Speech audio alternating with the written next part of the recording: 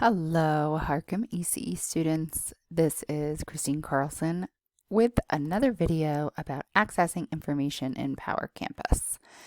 So the first thing that you need to do is log into Harcum Hatch using your credentials.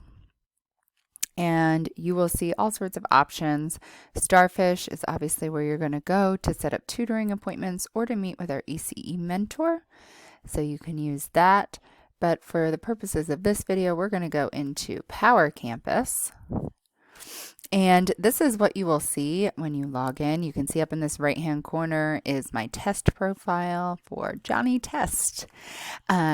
So when you're looking at this, you can see if you click registration and click my schedule.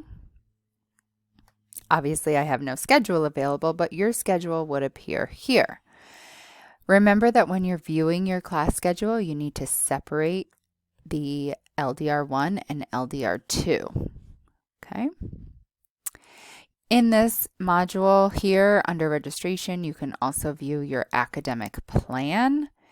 And under academic plan, any course that you've already taken will have a check mark next to it. And you can see here that none of these courses have checked.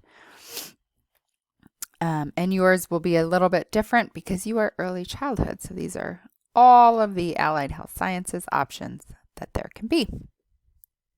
Another thing that you can do in Power Campus is to check your unofficial transcript. If you come here and click on unofficial transcript, you'll be able to view your classes and those grades.